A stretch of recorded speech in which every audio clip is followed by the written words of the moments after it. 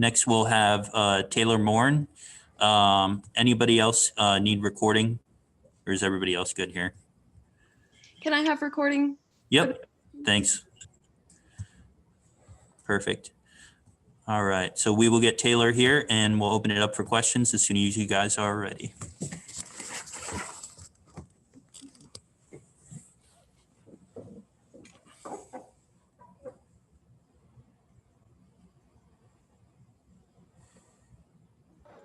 Hey, good morning, Taylor. Go ahead, Eddie. Hey, Taylor, just talked to Suleiman, and he was talking about how focused practice was today for the offense. Did you feel that focus on that side of the ball as well? Absolutely. We're ready to rebound and get after Duke. It's coming Saturday. For the offense, looking at the tape, what did you see, were some of the mistakes that you guys made, especially in the second half against Carolina?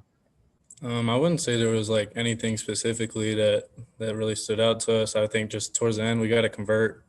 We got to get our defense off the field. Sam Howell and their offense was starting to get on a roll, and we need to keep the ball out of their hands. And many people might say that it was on the defense, but it's just as much. We're just as responsible on the offensive side of the ball as they are. So we got to get a couple more conversions and keep the ball out of UNC's offense's hands. How ready is the team to get back on the field after, the disappointment in that loss against Carolina? Definitely anxious. We know that was a tough loss on Saturday. I mean, given they're a really good team, but that one hurt, that's for sure. And we're excited to get back out there. Anxious is probably the word I'd use, because we know we can fix the mistakes we made down towards the end of the game last Saturday.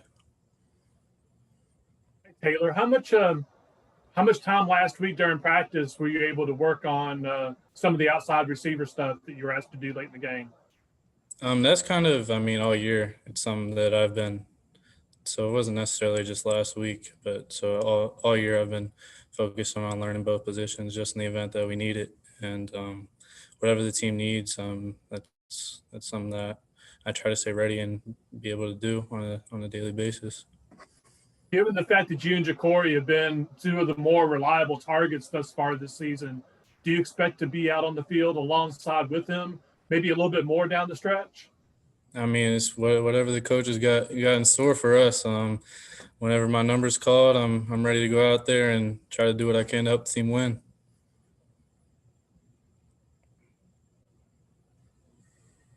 What are the differences for you in terms of what's the biggest difference between lining up for you at the outside than in the slot? What do you have to look at differently? What do you have to be more prepared for? Those type of things.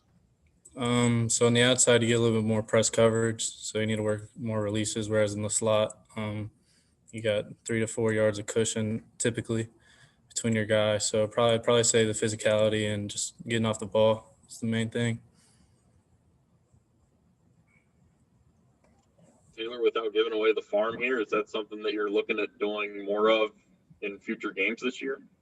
Like I said before, it's whatever the coaches got planned for us and whatever the team needs. We obviously don't get to see practice, but is Keyshawn Williams' development behind you and Ja'Cory kind of allow you to have some more flexibility?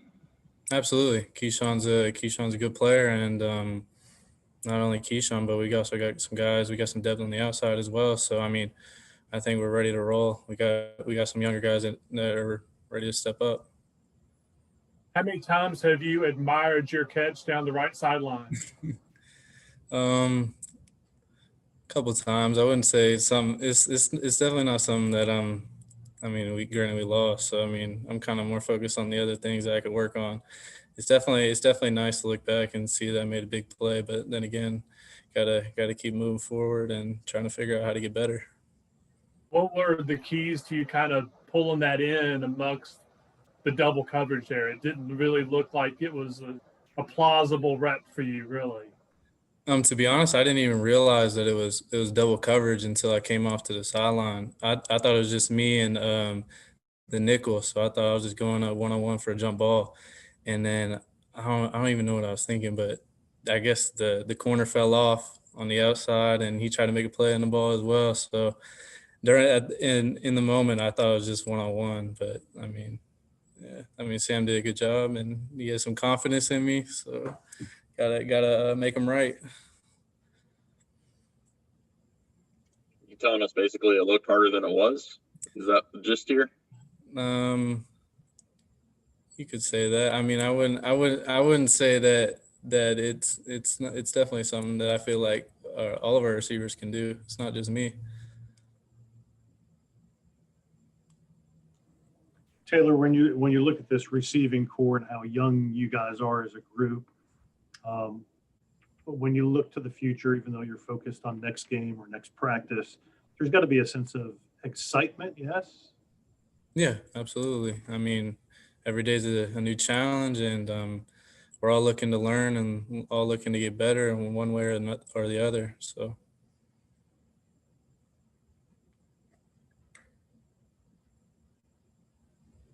Anything else for Taylor? All right, thanks, guys. Thank you.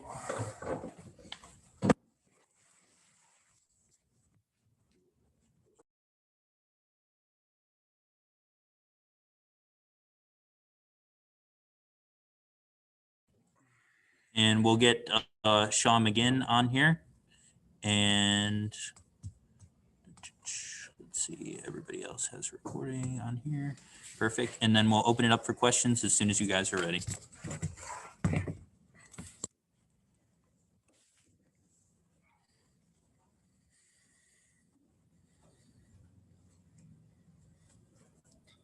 Hey, Sean. Hey. Did you tilt that camera down just a touch, buddy? Yep, my bad. That's good. Perfect. That good? Perfect, man. Perfect. Practice today. Good practice? Yeah, I would say so. Clausen said it to us this morning in team meeting. The game's behind us. We got Duke this week, and just got to focus on Duke now. We can't fix the past. What we can do is just study the film, learn from what we did wrong, and just prepare for this week. So, yeah, I'd say it's definitely good practice, and the heads were up and guys were moving around. So when you look at Duke, what are some of the challenges? Have you been able to look at them, a lot of tape on them yet? Or, Oh, yeah. We already started. They're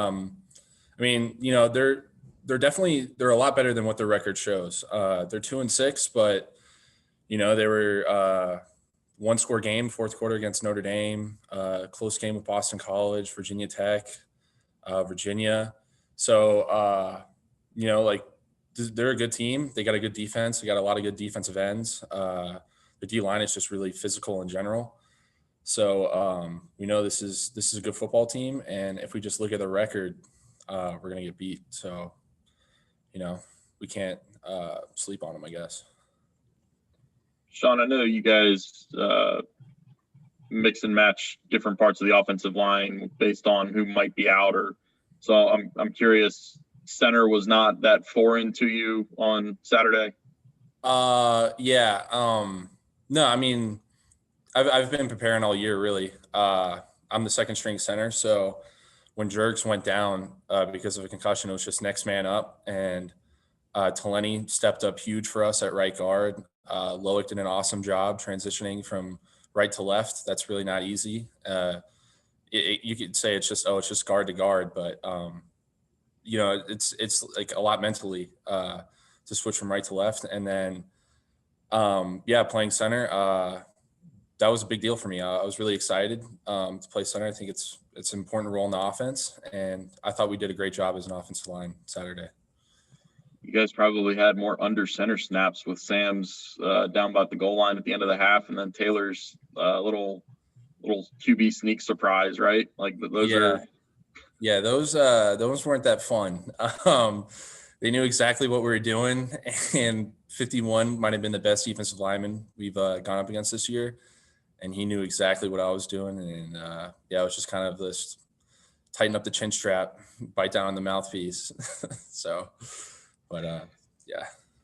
So I guess what you're also telling me is once Juergens is back in, you're going to be happy to go back to guard. Yeah, I would say so. Oh yeah, I would definitely say Jerks does a great job, and it was fun for a week. But if I have to do it this week, if he's not ready to go, I'll step up for us again. So I'm willing to do whatever this offense needs me to do. But yeah, I would say center was fun, but left guard I enjoyed it a little bit more. Do you have, Sean, do you have any opinion or thoughts on the jumbling of the schedule that occurred yesterday? Now you guys have 4 road games in a row. It sounds like a pretty rough, tough deal. Yeah, it was definitely interesting. Just looking at Georgia Tech, Miami, them playing on December 19th was just eye-opening to me. Playing that late, regular season games that late was it's definitely weird to see that. But it's whatever. We'll adapt. We'll adjust. Road games. I mean, it's just traveling is not that big of a deal for us, really. So, no fans either. So it's not like it's a huge advantage for Miami.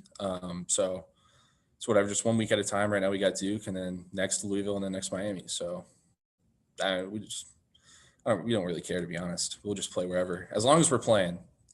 That's all that matters. Sean, is there a heightened focus to this in-state ACC game, having already lost to the other 2 that you beat last year? Yeah, I would say so. I would say we all have a bad taste in our mouth, and we just want to play Duke. Yeah, just losing to NC State and UNC like that, it's heartbreaking, and you get sick of it at a certain point. I think we're fed up, and we know what this team is capable of, and if we can just concentrate and execute for 4 quarters, we can beat anybody in the country, honestly. So we're excited, and we just want to play Duke. We're itching to go Saturday. Was Saturday a difficult game to evaluate offensively? Because you guys put up 53 points, you put up 600 yards of offense. You'd think, obviously those are good numbers, but then you look at it, you had 45 points midway through the third quarter and didn't put up any more points until the 2-minute drill at the end. Does that make things a little harder to evaluate there? I wouldn't really say so.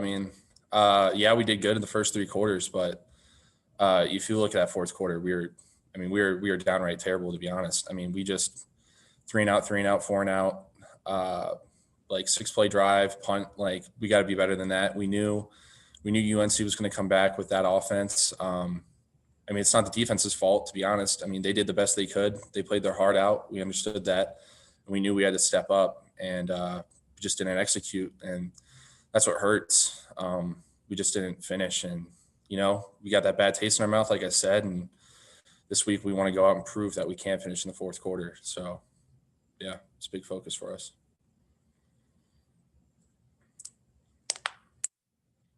Anything else for Sean?